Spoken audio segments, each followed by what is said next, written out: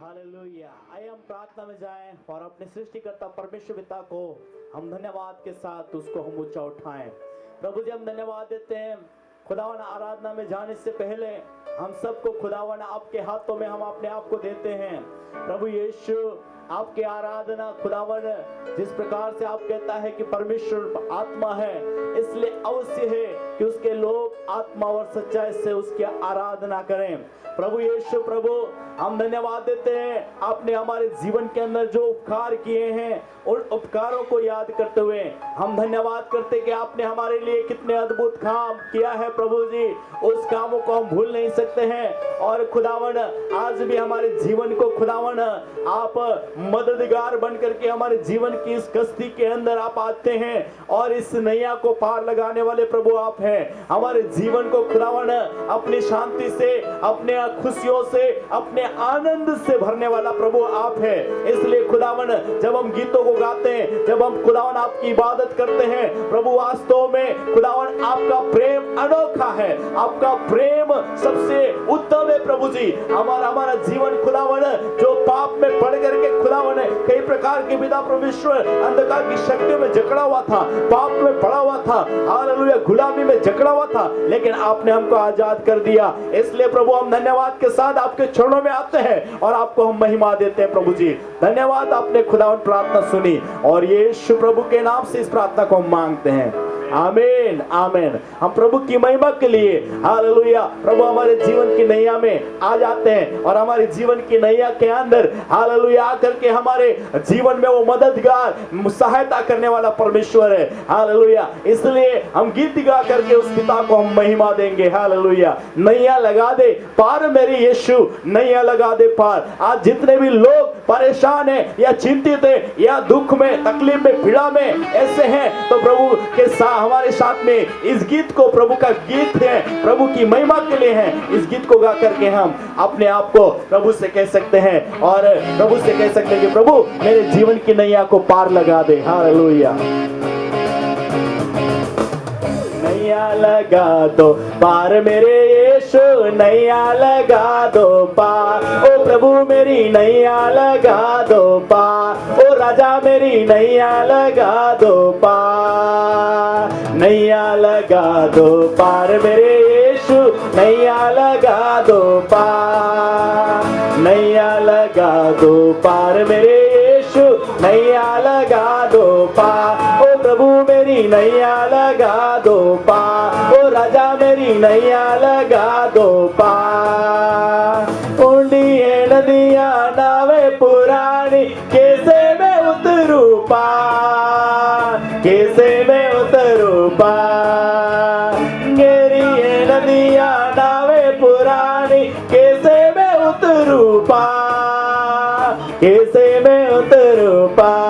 ओ प्रभु मेरी नैया लगा दो पार, ओ राजा मेरी नैया लगा दो पार। नैया लगा दो पार मेरे यीशु, नैया लगा दो पार। अरे नैया लगा दो पार मेरे यीशु, नैया लगा दो पार। ओ प्रभु मेरी नैया लगा दो पार, ओ राजा मेरी नैया लगा दो पार। गांधी चली है नावे डूबने को, चले हुए परेशान, चले हुए परेशान। आंधी चली है नावे डूबने को, चले हुए परेशान, चले हुए परेशान। ओ प्रभु मेरी नैया लगा दो पार, ओ राजा मेरी नैया लगा दो पार। नैया लगा दो पार मेरे यीशु, नैया लगा दो पार। नैया लगा दो पार मेरे यीशु, नैया लगा दो पार। ओ प्रभु मेरी नैया लगा दो पार, ओ राजा मेरी नैया लगा दो पार। Yes hallelujah. उस प्रभु को कहना है हमारे जीवन की उस नैया को पार लगा दे। हमारे जीवन की इस नैया को उस पार लगाने वाला केवल एक ही है, वो प्रभु यीशु मसीह है। हालेलुया। चेलों के नाव जब डूबने जा रही थी, यीशु पानी के ऊपर चलते हुए उनके पास आ गए और उनकी नाव के अंदर जैसे ही वो आ गया, वो तुरंत उनकी नाव उस पार लग गई। इसलिए हालेलुया आगे जाकर के यही गा रहे होंगे, ओ मेरा जीवन ये खुशियों से झूम रहा, खुशियों से झूम रहा। ओ मेरा जीवन ये खुशियों से झूम रहा, खुशियों से झूम रहा। मेरे प्रियो, जब यीशु आ जाता है तो हमारा जीवन खुशियों से झूमने लगता है। उनका चेलों का जीवन खुशियों से झूम रहे हैं। Hallelujah hallelujah. जब उनकी नाव उस पार लग गई होगी, तब वो खुशियों से झूमने लगे होंगे, खुशियों से वो परमेश्वर पिता की इबादत करने लगे होंगे, यीशु की इबादत करने लगे होंगे। हालेलुया। इसलिए गीतकार कहता है, ओ मेरा जीवन ये खुशियों से झूम रहा, खुशियों से झूम रहा। ओ मेरा जीवन ये खुशियों से झूम रहा, खुशियों से झूम रहा। जब से प्यारा यीशु जीवन में मेरे आया, जब से प्यारा यीशु जीवन में मेरे आया। ओ मेरा जीवन ये खुशियों से झूम रहा, खुशियों से झूम रहा। ओ मेरा जीवन ये खुशियों से झूम। मसीह में मेरे प्रिय सभी भाई बहनों को जय मसीह की। प्रभु यीशु पिता आप सबों को बहुत आशीष दे और धन्यवाद देता हूं कि एक बार फिर से प्रभु आपके बीच में अपने सुंदर बातों को लेकर के आने का एक सौभाग्य दिया। और प्रभु का मैं धन्यवाद देता हूं क्योंकि परमेश्वर पिता हमसे प्यार करते हैं और हमारे जीवन को वो अपनी आशीषों से भरना चाहते हैं। इसलिए परमेश्वर पिता बार बार अपने दासों के द्वारा, जब कभी हम बाइबल पढ़ते हैं तो अपने संतों के द्वारा बार बार वो अपनी बातों को पहुंचाते हैं, बार बार वो अपनी बातों को आपके सामने रखते हैं, हमारे सामने रखते हैं, ताकि हम उसकी बातों को सुन करके जैसा वो बोल रहा है वैसे हम करें, जैसा वो नहीं करने के लिए बोलता है वैसे हम अपने जीवन के अंदर उन सारी चीज़ों को जो प्रभु को पसंद नहीं वो ना करें, और जो प्रभु को पसंद है वो चीज़ अगर हमारे जीवन के अंदर हम एप्लीकेशन के अंदर लागू करते हैं, अपने जीवन के अंदर लागू करते हैं, एप्लीकेशन में लेकर के आते हैं, तो अपने सृष्टिकर्ता परमेश्वर पिता उन सारी बातों को देख करके हमको आशीषित करता है। और मैं धन्यवाद देता हूँ कि आज एक बार फिर से एक सुंदर विषय को लेकर के आने का एक सौभाग्य दिया, और वो है प्रार्थना। आज आपके सामने मैं अपने जीवन के अंदर प्रैक्टिकली जिस बात को मैंने अनुभव किया उस विषय को मैं आपके सामने शेयर करना चाहता हूं।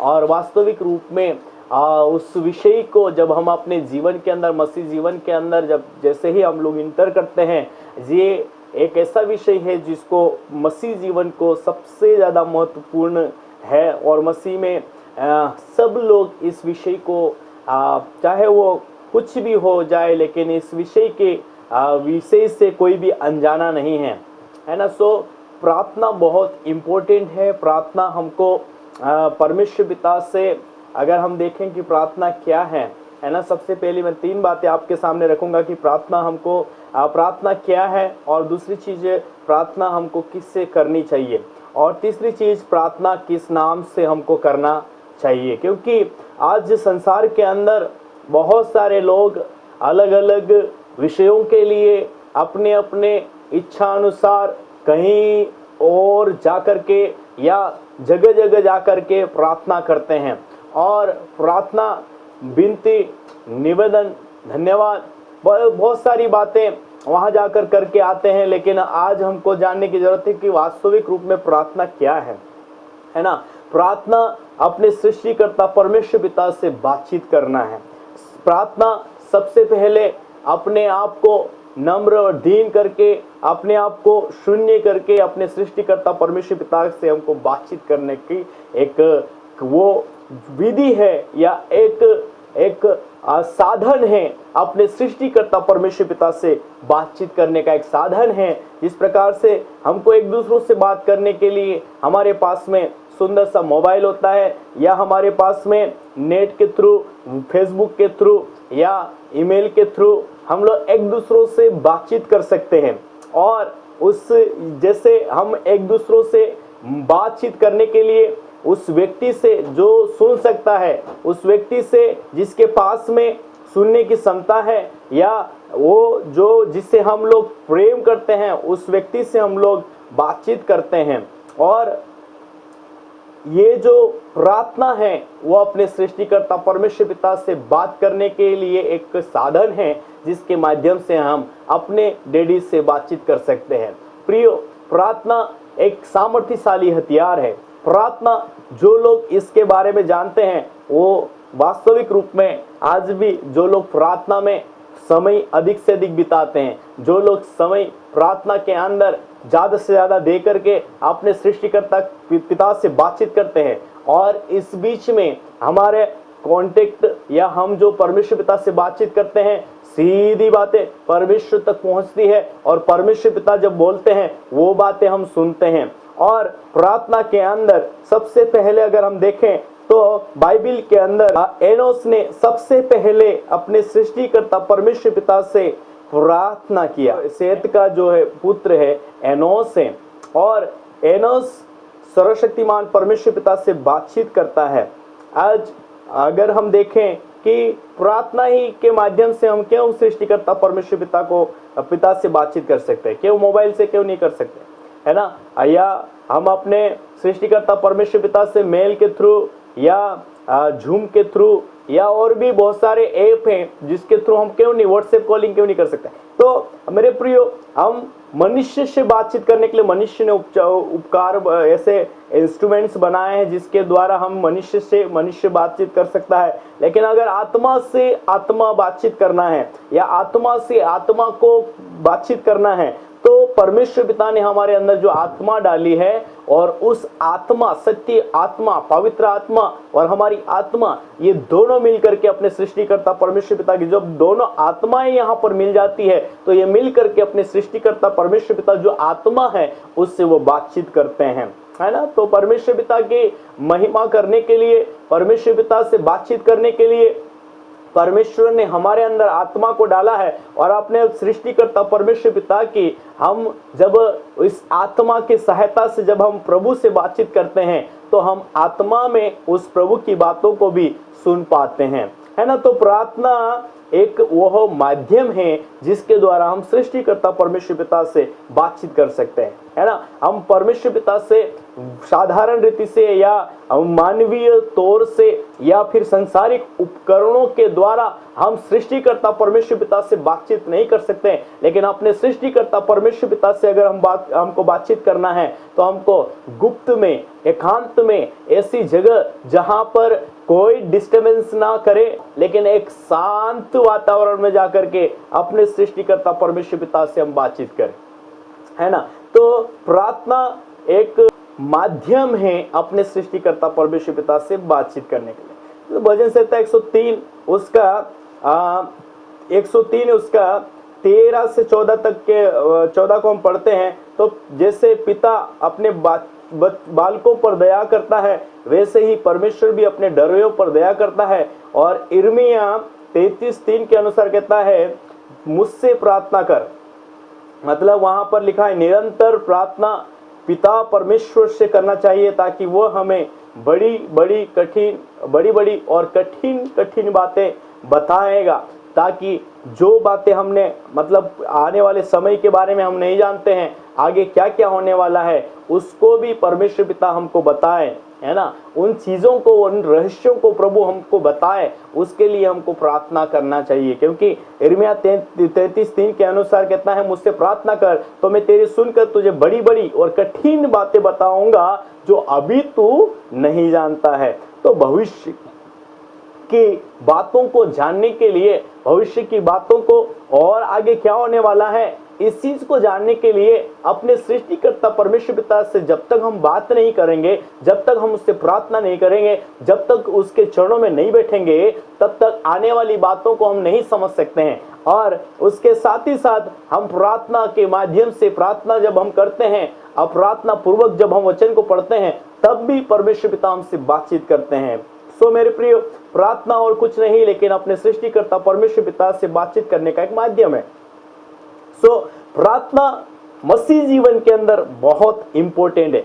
मसीह जीवन के अंदर प्रार्थना अगर नहीं है तो सब कुछ बेकार है। प्रार्थना एक माध्यम है जिसके द्वारा हम अपने सृष्टिकर्ता परमेश्वर पिता से बातें सुन करके और जो वो बातें कहता है उसको अपने जीवन के अंदर लेकर के एक सामर्थ्यशाली हथियार हम बन सकते हैं। मसीह जीवन के अंदर एक प्रभावशाली अगर व्यक्ति बनना है या प्रभावशाली आपको प्रभु के राज्य के लिए उपयोगी पात्र बनना है तो प्रार्थना करना बहुत जरूरी है। दूसरी बात, प्रार्थना हमको किससे करनी चाहिए? प्रार्थना हमको अपने सृष्टिकर्ता, सृजनहार, जिसने हमको अपने स्वरूप में, समानता में बनाया है, उस पिता से करनी है, क्योंकि उसके विषय में लिखा हुआ है ना। प्रार्थना अगर हम करें तो अपने सृष्टिकर्ता परमेश्वर पिता जिसने अपने को अपने स्वरूप में, हम सबको अपने स्वरूप में, समानता में बनाया है, और वो परमेश्वर पिता जो ना उगने वाला, ना सोने वाला, ना वो कभी मुरझाता है, ना मरता है, लेकिन वो एक सा परमेश्वर, जिंदा खुदा है, वो जीवित परमेश्वर है और वो कभी नहीं बदलता है। उस ना बदलने वाले खुदा से हमको प्रार्थना करना चाहिए। सर्वशक्तिमान, जो सर्वज्ञानी है, सर्वव्यापी है और सब कुछ वो कर सकता है, उस सृष्टिकर्ता परमेश्वर पिता से हमको प्रार्थना करना चाहिए, है ना। तो ये मती 6वां अध्याय उसका 9 पद के अनुसार, वहां पर जब यीशु मसीह ने अपने चेलों को जब इस प्रार्थना को सिखाया तो हमको प्रार्थना किस रीति से करनी चाहिए, इस बात को किस नाम से हमको करना चाहिए, किससे हमको करना चाहिए, उसको यीशु मसीह ने चेलों को बताया। 9 के अंदर कहता है, अतः तुम इस रीति से प्रार्थना किया करो, हे हमारे पिता, तू जो स्वर्ग में है, तेरा नाम पवित्र माना जाए। मतलब अपने सृष्टिकर्ता परमेश्वर पिता को याद करके या उस सृष्टिकर्ता परमेश्वर पिता को कहना है, हे परमेश्वर, तू पवित्र है, तू सर्वज्ञानी है, तू सर्वव्यापी है, तू पवित्र है, तू राजाओं का राजा है, तू प्रभुओं का प्रभु है, तू ईश्वरों का ईश्वर है। उस सृष्टिकर्ता पिता को हे पिता करके उससे हमको प्रार्थना करना चाहिए। पिता के रूप में हम यीशु पिता को, परमेश्वर पिता को, पवित्र आत्मा परमेश्वर जो स्वयं हमारे बीच में रहता है, वो स्वयं जब हमारे अंदर आ जाता है तो मैं हे अब्बा, हे पिता करके उसको पुकार भी सकते हैं, बोल सकते हैं अपने डैडी से, अपने स्वामी से, अपने मालिक से। तो आपको पिता से प्रार्थना करनी है, अपने सृष्टिकर्ता पिता, राजाओं का राजा, ना बदलने वाला, ना उगने वाला, ना सोने वाला परमेश्वर, वो एक सा परमेश्वर है। उस परमेश्वर पिता से हमको प्रार्थना करनी चाहिए, क्योंकि पहली और महत्वपूर्ण बात प्रार्थना के संबंध में सीखने योग्य है, वो ये है कि हमारी प्रार्थना परमेश्वर के पुत्र यीशु के जरिए करना है। यीशु मसीह के जरिए जब हम प्रार्थना करते हैं, यीशु मसीह कहता है, मेरे नाम से जो कुछ तुम पिता से मांगोगे वो तुमको देगा। इसलिए यीशु के नाम से हमको प्रार्थना करनी चाहिए। पहली तो हमको पहला चीज हमको ध्यान देने की जरूरत है, हम अपने पिता से हमको प्रार्थना करने की जरूरत है। दूसरा हमको ध्यान देने की बात है, यीशु के नाम से हमको पिता से मांगने की जरूरत है, ताकि वो पिता यीशु के नाम को बीच में रखा है। बिचवई हमारा यीशु मसीह है, बिचवई हमारा यीशु मसीह हमारे बीच में, और पिता के बीच में वो बिचवई बन करके, मध्यस्थ बन करके हमारे लिए वो विनती करता है। हालेलुया।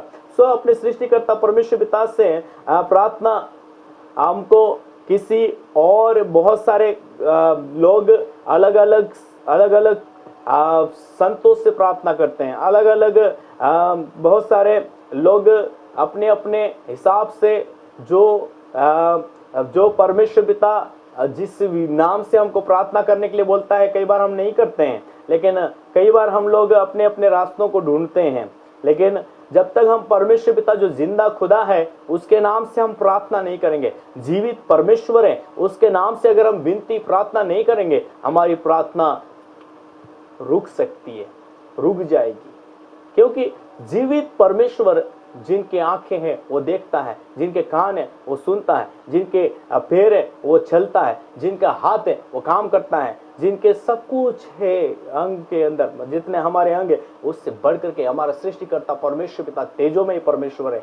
हालेलुया। उस सृष्टिकर्ता परमेश्वर पिता तेजोमय परमेश्वर पिता से जब हम विनती करते, प्रार्थना करते हैं तो वो हमारी प्रार्थना को सुनता है ना। इसलिए दूसरी चीज हमको ध्यान देने की बात है, परमेश्वर की इच्छा के अनुरूप प्रार्थना करना है हमको। प्रभु के इच्छा के अनुरूप हमको परमेश्वर पिता को उसके स्वभाव के विपरीत उस पर बल से थोपने का प्रयास नहीं करना चाहिए। मतलब उस सृष्टिकर्ता परमेश्वर पिता को, हे प्रभु तू ये कर, हे प्रभु तू ये कर, हे प्रभु तू ऐसा कर, हे प्रभु तू यहाँ पर ऐसा कर। हम लोग कई बार अपने सृष्टिकर्ता परमेश्वर पिता के ऊपर थोप देते हैं, लेकिन हमको थोकने की जरूरत नहीं है। लेकिन जैसा सृष्टिकर्ता परमेश्वर पिता चाहता है वैसे हम उससे प्रार्थना करें, है ना। पहला यूहन्ना उसका 5वां अध्याय उसके 14 से 15 वचन तक आप पढ़ेंगे तो परमेश्वर पिता की इच्छा हमेशा अपने लोगों के लिए भली होती है ना। 14 से 15 और हमें उसके सामने जो हियाव होता है वो यह है कि यदि हम उसकी इच्छा के अनुसार कुछ मांगते हैं तो वो हमारी सुनता है। जब हम जानते हैं कि जो कुछ हम मांगते हैं वो हमारी सुनता है तो ये भी जानते हैं कि जो कुछ हमने उससे मांगा वो पाया है। हालेलुया। इसलिए अपने सृष्टिकर्ता परमेश्वर पिता से जब हम प्रार्थना करें तो उसकी इच्छा के अनुसार हमको प्रार्थना करने की जरूरत है। कई बार हम सृष्टिकर्ता परमेश्वर पिता से तो प्रार्थना करते हैं लेकिन उसकी इच्छा के अनुसार प्रार्थना नहीं करते। उसको वो क्या चाहता है उसकी इच्छा के अनुसार हम नहीं मांगते हैं और अपनी इच्छा के अनुसार हम मांगते हैं। अपनी इच्छा को हम थोप देते हैं, हे प्रभु ये कर, हे प्रभु ये घर, हे प्रभु यहाँ पर ऐसा कर, वहां पर ऐसा कर। हम लोग कई बार इतना जोर जोर से चिल्ला चिल्ला करके अपनी इच्छा को प्रभु के सामने रख देते हैं, लेकिन प्रभु की इच्छा क्या है उस चीज को हम नहीं पूछते हैं। हे पिता क्या आपकी इच्छा इसमें है, क्या है पिता आपकी इच्छा ये जो मैं मांग रहा हूं क्या इसमें आपकी इच्छा है? आपकी इच्छा है तो ये दीजिए, आपकी इच्छा नहीं है तो प्रभु मैं वेट करूंगा और बहुत अच्छी चीज आप मेरे लिए करेंगे। हालेलुया। क्योंकि प्रभु का आंसर होता है हाँ, ना या वेट। 3 चीजों में प्रभु हमको उत्तर देता है, हाँ, ना, वेट, है ना। ऐसी चीजें जो प्रभु की इच्छा के अनुसार हम मांग लेते हैं वो चीजें प्रभु हमको तुरंत दे देते हैं। कुछ चीजें प्रभु से हम जब मांगते हैं और इतना ज्यादा हम मांगेंगे, इतना ज्यादा मांगेंगे, प्रभु सुबह भी मांग रहे हैं, शाम को भी, रात में भी, सब जगह जाकर के आप प्रभु से वो चीज मांगते हैं, लेकिन प्रभु की अगर इच्छा नहीं है तो वो ना कहेगा और नहीं देगा। और जब प्रभु की इच्छा होगी देने के लिए, लेकिन आपको जल्दी आप प्रभु से मांग रहे हैं, प्रभु मुझे अभी चाहिए, प्रभु मुझे अभी चाहिए। अगर एक छोटा बच्चा आपसे एक मोटरसाइकिल मांगेंगे, छोटा सा बच्चा जो अभी चलने के लिए सीखा है, चलना सीखा है और अभी थोड़ा सा दौड़ता है, अभी वो थोड़ा सा 12 साल का हुआ है, 10 साल का हुआ है, और 10 साल के बच्चों को आप क्या गाड़ी की चाबी दे देंगे?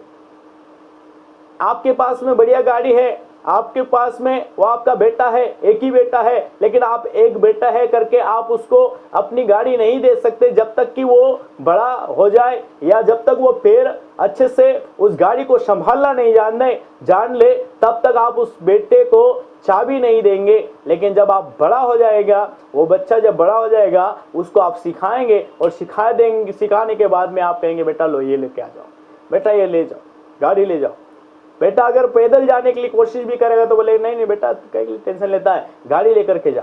और उसके लिए हम लोग दूसरी गाड़ी भी इंतजाम कर देते हैं कि मेरे पास में ये गाड़ी है। कई बार में बिजी होता है, बच्चों के पास में गाड़ी नहीं है उसको। कई बार हम लोग जिद करते हैं कि प्रभु मुझे अभी चाहिए, लेकिन प्रभु कहता है बेटा मैं तुझे अच्छी चीज दूंगा, तो थोड़ा सा वेट कर ले। हालेलुया। और जब हम उसकी आवाज को सुनते हैं कि हे प्रभु अगर आप इस आंसर को नहीं दे रहे या मेरे प्रार्थना का आंसर रुका हुआ है तो आप वेट करें, आप इंतजार करें, अच्छे बेटे होंगे तो आप इंतजार करेंगे। हालेलुया। मसीह जीवन के अंदर ऐसा ही होता है मेरे प्रियो। कई बार हम मांगते हैं लेकिन हमको प्रभु कहता है धीरज धरो, प्रभु कहता है हमको थोड़ा सा वेट करो, अच्छी चीज मैं तुमको दूंगा। हालेलुया, है ना। प्रभु सब कुछ जानता है, प्रभु सब कुछ जानता है। आपके पास में पेट्रोल डलवाने के लिए पैसे नहीं है और आप मांग रहे हैं 4 व्हीलर, प्रभु कहेगा थोड़ा सा वेट कर ले बेटा, जब तक तेरे पास में पेट्रोल के लिए या पेट्रोल डलवाने के लिए रखने के लिए तेरे पास में 4 व्हीलर रखने के लिए जगह नहीं है, तू 4 व्हीलर मांग रहा है, मैं दूंगा जरूर, लेकिन थोड़ा सा इंतजार कर ले। हालेलुया। आपके पास में एरोप्लेन उतारने के लिए जगह नहीं है, आप कह रहे हो प्रभु मुझे एरोप्लेन दे, आप प्रभु मुझे एरोप्लेन चाहिए, प्रभु मुझे अभी चाहिए। आप मांग रहे हैं प्रभु से, सही चीज मांग रहे हैं, एरोप्लेन मांगना गलत नहीं है, लेकिन क्या आपके पास में लैंड करने के लिए, उतारने के लिए जगह है? हालेलुया। क्या आपके पास में उसको मेंटेनेंस करने के लिए या उसको पूरी रीति से ऑपरेट करने के लिए आपके पास में क्षमता है? तो बहुत सारी चीजें कई बार हम अपने सृष्टिकर्ता परमेश्वर पिता से ऐसी चीज मांग लेते हैं जिनका कोई जवाब नहीं होता है। हमको ऐसा लगता है मुझे ये चाहिए, मुझे वो चाहिए। प्रभु कहता है मैं दूंगा। सुलेमान को प्रभु ने बोला, हे बेटा तू क्या चाहता है, तुझे मैं क्या दूं? सुलेमान एक राजा है और सुलेमान ने उस चीज को मांगा। कहता है कि प्रभु इतनी बड़ी प्रजा को मुझे चलाना है, इतना बड़ा देश है, उस देश को मुझे चलाना है और इस देश को चलाने के लिए बुद्धि और ज्ञान और समझ मुझे चाहिए।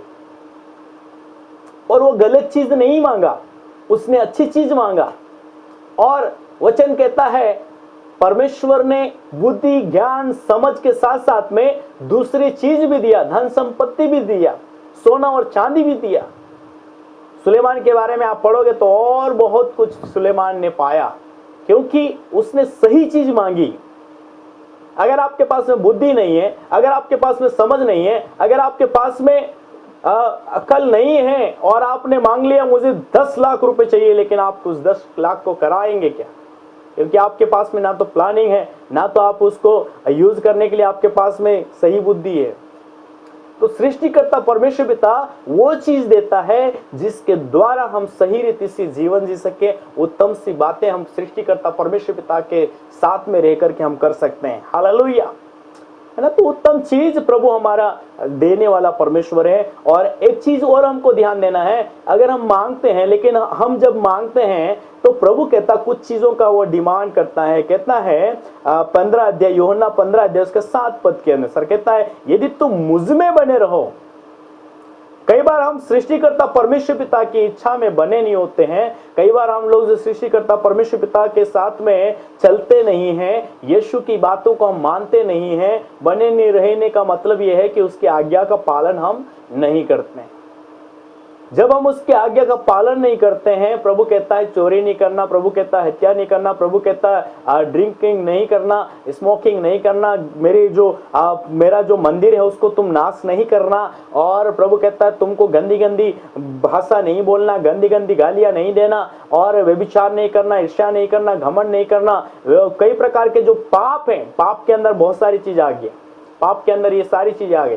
पाप नहीं करना, आज्ञा का उल्लंघन नहीं करना। तो हम लोग प्रभु की आज्ञा का उल्लंघन करते हैं। कोई लोग स्मोकिंग करते हैं फिर भी प्रार्थना करते हैं, कुछ लोग गंदी गंदी भाषा बोलते हैं, गालियां गलौज करते हैं, ना प्रेम से नहीं रहते हैं, कई प्रकार की दुष्टता के काम करते हुए भी कुछ लोग प्रार्थना करते हैं। और ऐसे समय के अंदर जब हम रहते हुए प्रार्थना करते हैं, ऐसी चीजें हमारे अंदर है और हम लोग प्रार्थना करते हैं, तो हम उम्मीद ना करें कि हमारी प्रार्थना सृष्टिकर्ता परमेश्वर पिता तक पहुंचेगी, क्योंकि झूठ का गढ़ने वाला शैतान है। और वह कहेगा बेटा ये तो मेरा लोग है, ये जो प्रार्थना यहाँ से निकल रही है वो डायरेक्ट शैतान के पास। शैतान बोलेगा ये इसकी प्रार्थना कोई काम की नहीं है। और जब हम पवित्रता के अंदर होकर के प्रार्थना करते हैं, वहां स्वर्गदूत आते हैं, स्वर्गदूत कटोरों को लेकर के आते हैं, और वो विनती के कटोरे, धन्यवाद के कटोरे और निवेदन के कटोरों को लेकर के वो पिता के पास में लेकर के जाता है। उसको कोई रोक नहीं सकता है। जब हम पवित्रता में होकर के, परमेश्वर पिता की आज्ञाकारिता में होकर के, आप पवित्र जीवन जीते हुए अगर हम सृष्टिकर्ता परमेश्वर पिता की इच्छा में, सिद्ध इच्छा के अंदर रहते हुए जब हम प्रार्थना करते हैं, तो वो स्वर्गदूत उन प्रार्थना निवेदन को और धन्यवाद का जो कटोरा है उसको लेकर के वो जाता है और वेदी के सामने, परमेश्वर पिता की वेदी के सामने वो डाल देता है। प्रियो, कहने का मतलब यह है कि वचन कहता है यदि तुम मुझ में बने रहो और वचन तुम में, तो जो कुछ चाहो तुम्हारे लिए दे दिया जाएगा। प्रभु कहता है तुम मुझ में बने रहो और मेरे वचन तुम में, मेरा वचन तुम में बना रहे। अगर इस प्रकार से हम परमेश्वर पिता को वचन को पालन करते हुए, परमेश्वर पिता की सिद्ध इच्छा के अंदर रहते हुए अपने सृष्टिकर्ता परमेश्वर पिता से हम बातचीत करते मांगते हैं, वो सृष्टिकर्ता परमेश्वर पिता निश्चिंत हमको वो देता है।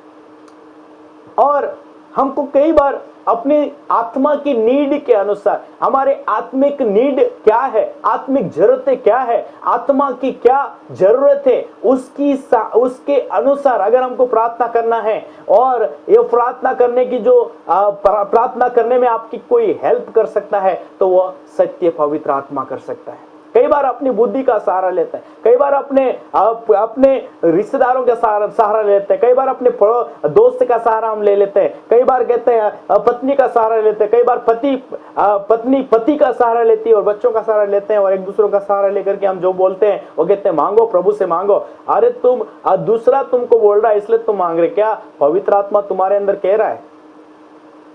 पवित्र आत्मा हमारे अंदर कहना चाहिए कि तुम परमेश्वर से मांगो बेटा, तुमको क्यों, तुम चिंता क्यों करते हो? वचन के अंदर लिखा है, तुम चिंता क्यों करते हो? तुम अपने सृष्टिकर्ता परमेश्वर पिता से कहो, सृष्टिकर्ता परमेश्वर पिता से बोलो, सृष्टिकर्ता परमेश्वर पिता यीशु पिता के नाम से वो तुमको देगा। पवित्र आत्मा जब हमारे अंदर होता है, रोमियो 18:26 के अनुसार, 26-28 के अनुसार, हम अपने सृष्टिकर्ता परमेश्वर पिता से जब हम दुर्बल होते हैं, जब हम कमजोर होते हैं, जब हमारी बुद्धि कुछ काम नहीं करती है, वो सृष्टिकर्ता परमेश्वर पिता से मांगने के लिए, सृष्टिकर्ता परमेश्वर पिता से प्रार्थना करने के लिए आए हैं भर भर करके। अगर कोई हमारी सहायता कर सकता है तो वो है पवित्र आत्मा।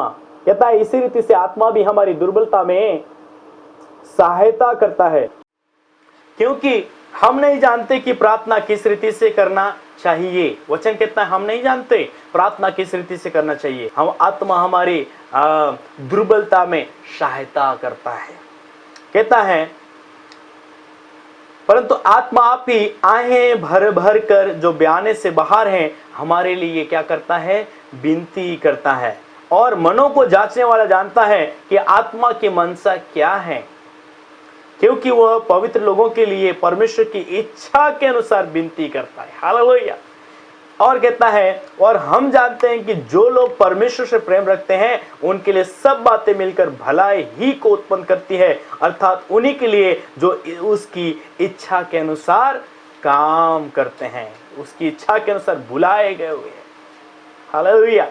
हम नहीं जानते हमको प्रार्थना किस रीति से करना चाहिए, लेकिन हमारा अंदर जो आत्मा है वो हमारी आत्मा हमारी मनसा को जानता है कि हमारी क्या मनसा है, आत्मा की क्या दशा है, आत्मा को क्या चाहिए, हमको क्या चाहिए, हमको किस विषय के लिए प्रार्थना करना चाहिए, वो आत्मा जानता है। हालेलुया। इसलिए सत्य पवित्र आत्मा को जरूर अपने प्रार्थना के कक्ष के अंदर जब आप जाओ तो अपने सृष्टिकर्ता परमेश्वर पिता से अगर आपको बातचीत करनी है, सबसे पहले होली स्पिरिट को इनवाइट करें अपने जीवन के अंदर, होली स्पिरिट को आमंत्रित करें अपने पर्सनल प्रेयर लाइफ के अंदर, पर्सनल प्रेयर टाइम के अंदर। हे पवित्र आत्मा मैं नहीं जानता हूँ, हे पवित्र आत्मा मैं नहीं जानती हूँ, हे पवित्र आत्मा मुझे किस रीति से प्रार्थना करना है, किस विषय के लिए प्रार्थना करना है। उस सत्य पवित्र आत्मा को हम अपने कक्ष के अंदर, प्रार्थना के कक्ष के अंदर बुलाएं, कमरे के अंदर बुलाएं, अपने सृष्टिकर्ता प्रभु पवित्र पिता से बातचीत करने के लिए। अपने कई बार आपको सबसे पहले अपने अपने गुनाहों को प्रभु को सामने रखना होगा कि प्रभु मैंने ये गलती किया, मुझे क्षमा करो, मुझे माफ करो। और इस प्रकार से जब हम लोग पश्चातापी हृदय के साथ प्रभु के चरणों में जाएंगे, सत्य पवित्र आत्मा हमको आहें भर भर करके प्रार्थना करने में मदद करेगा। प्रियो, एक चीज और हमको ध्यान देने की बात है, जब कभी हम प्रार्थना करें तो विश्वास में यीशु के नाम से हम प्रार्थना करें, विश्वास के द्वारा प्रार्थना करें। कई बार हमारे अंदर विश्वास नहीं होता है। मैं आपके सामने बहुत सारे एग्जाम्पल्स में दे सकता हूँ। कई बार हम प्रार्थना करते हैं और प्रार्थना करने के बाद में हम कहते हैं अरे मुझे तो पहले से पता था कि ऐसा कुछ होने वाला नहीं है, प्रार्थना हम कर देते हैं, लेकिन प्रार्थना करने के बाद में जब आंसर नहीं मिलता है तो हम कुछ न कुछ और भी तोड़ निकाल लेते हैं। अरे शायद ऐसा किया इसलिए उनकी प्रार्थना नहीं सुनी गई, ऐसा किया होगा इसलिए उसकी प्रार्थना नहीं सुनी गई। लेकिन प्रार्थना एक ही कारण है जिसके माध्यम से अपने सृष्टिकर्ता परमेश्वर पिता के पास में जाकर के हम ले सकते हैं, वो विश्वास। हालेलुया। कुछ भी हो जाए, प्रभु मैं जानता हूं तू विश्वास का कर्ता पिता है, और जो विश्वास से तुझसे मांगते हैं वो पाते हैं। इब्रानियों 11 अध्याय उसका 6वें पद को हम देखते हैं कि क्या कहता है यहाँ पर, और विश्वास बिना उससे प्रसन्न करना अनहोना है। हाँ, विश्वास के बिना अपने सृष्टिकर्ता परमेश्वर पिता को प्रसन्न करना अनहोना है, क्योंकि परमेश्वर के पास आने वालों को विश्वास करना चाहिए कि वो है और अपने खोजने वालों को प्रतिफल देता है। हालेलुया। विश्वास करने वालों को, उसके पास जो आते हैं, उनको ये विश्वास करना चाहिए कि वो है और वो अपने खोजने वालों को प्रतिफल देता है। सो विश्वास से अपने सृष्टिकर्ता परमेश्वर पिता से हम मांग सकते हैं। मत्ती 21वां अध्याय उसका 21 और 22वें पद को जब हम पढ़ते हैं तो वहां पर भी इसी प्रकार से वहां पर विश्वास के बारे में आया है। यीशु ने उनको उत्तर दिया, मैं तुमसे सच कहता हूं कि यदि तुम विश्वास रखो और संदेह ना करो तो न केवल यह करोगे, वरन इस अंजीर के पेड़ से किया गया है, परंतु यदि इस पहाड़ से भी कहोगे उखड़ जा और समुद्र में जा पड़ तो ये हो जाएगा। हाँ, विश्वास का खेल है। विश्वास के द्वारा हम बड़ी बड़ी अद्भुत बातें हम देख सकते हैं। विश्वास के द्वारा हम अपने परमेश्वर पिता को प्रसन्न कर सकते हैं और उन चीजों को ले सकते हैं। यहाँ पर कहता है, अगर तुम्हारे अंदर राई के दाने के बराबर विश्वास होगा तो इस पहाड़ को तुम कह दोगे यहाँ से उखड़ करके समुद्र में चले जा तो वो चले जाएगा। तो प्रार्थना में जब हम सृष्टिकर्ता परमेश्वर पिता से प्रार्थना करते हैं तो हमको विश्वास होना चाहिए, है ना। उसके बाद आप और पढ़ सकते हैं यूहन्ना 14 अध्याय उसका 12 से लेकर 14। यदि तुम मुझसे मेरे नाम से कुछ मांगोगे तो मैं उसे करूंगा। हमको अपने सृष्टिकर्ता प्रभु यीशु पिता के नाम से, विश्वास से पिता परमेश्वर पिता से, यीशु के नाम से मांगना है। और वो कहता है, यीशु मसीह कहता है, मेरे नाम से कुछ भी तुम मांगोगे तो मैं उसे पूरा करूंगा। हालेलुया।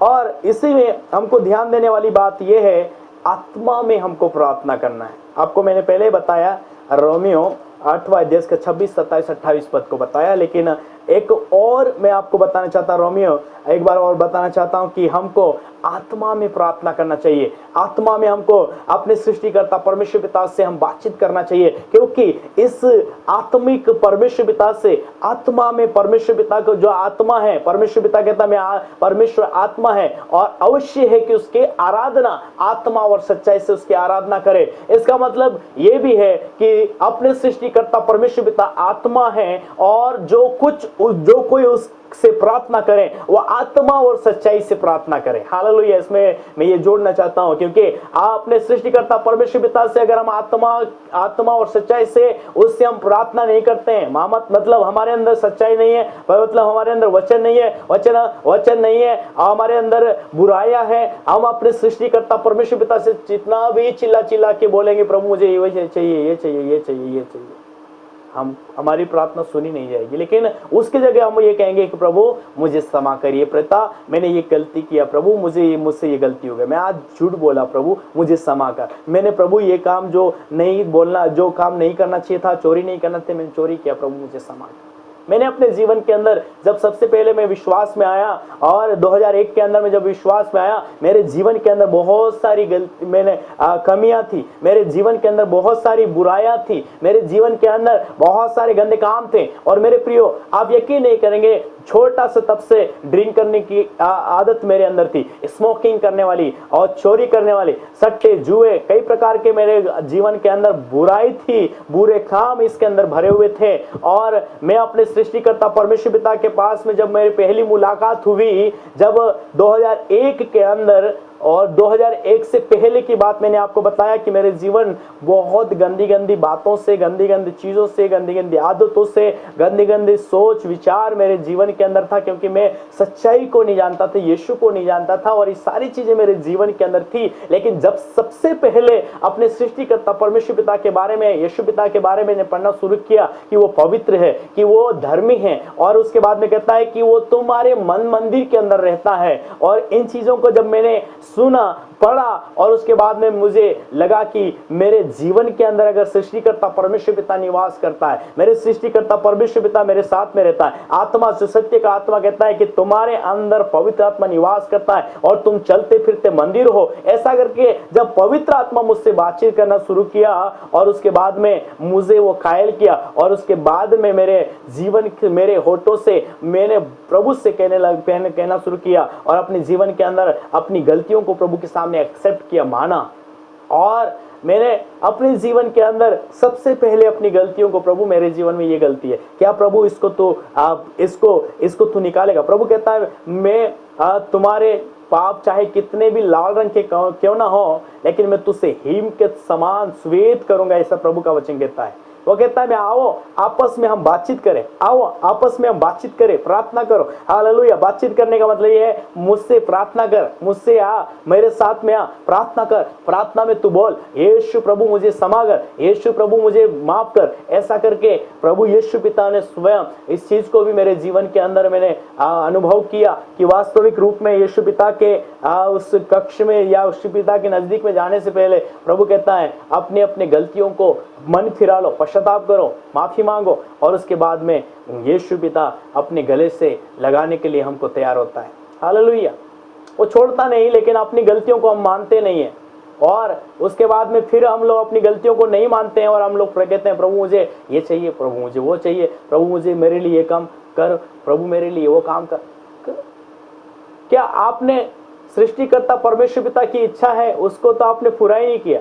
सबसे पहले आपके सृष्टिकर्ता परमेश्वर पिता का जब यीशु पिता ने प्रचार करना शुरू किया तो कहता है पर मन फिराओ क्योंकि परमेश्वर का राज्य निकट आ गया। यूहन्ना ने जब प्रचार किया वो भी मन फिराओ का प्रचार किया।